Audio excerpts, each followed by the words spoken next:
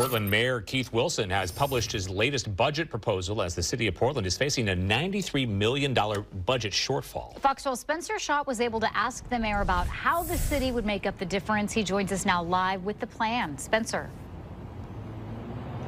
Well, Pete, Nora, Mayor Wilson says in order to balance the budget, unfortunately, there are going to be layoffs and folks can expect to pay more for certain city services.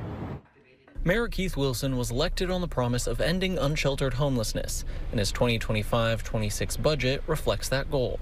Despite the budget shortfall, Mayor Wilson says he has secured more funding from the county, metro, and the state.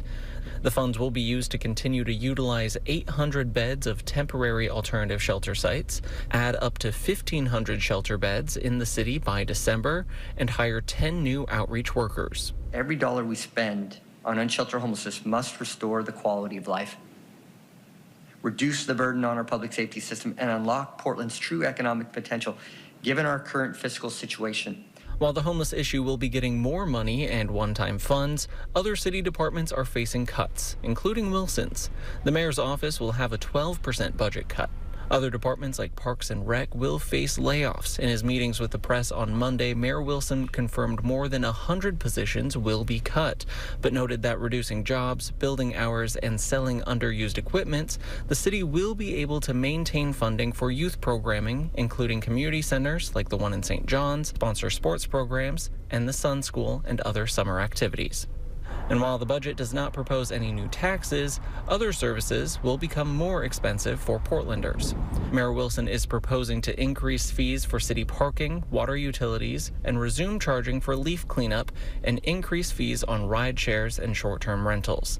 The mayor says these fees will go right back into city improvement efforts. This will allow us to double our investment in pothole repairs, and we're increasing street cleaning.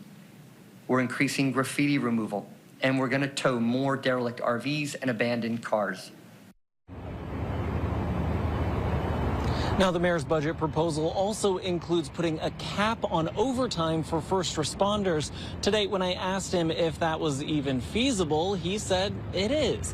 His reasoning was that a majority of the calls that first responders respond to have to deal with the unsheltered homeless population. So if his goal or if his plan to end that type of homelessness is successful, the need for overtime for our first responders should also go down. The budget proposal is now headed over to the city council for final approval. Reporting live in downtown Portland, Spencer Schott, Fox 12 Oregon. Our team has been poring over this new budget proposal with a keen eye on public safety. Fox 12 investigative reporter Ezra Kaplan has a deep dive on the budget. There were two issues that stood out to me in the budget due to Fox 12 Investigates' previous research on them: the cost of overtime and an overdose response program at Portland Fire and Rescue.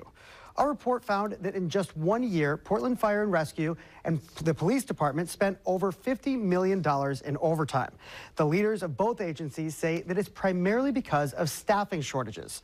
Mayor Wilson's budget proposes a temporary increase in funding in order to hire and train up more first responders, with the long-term goal of reducing those overtime costs.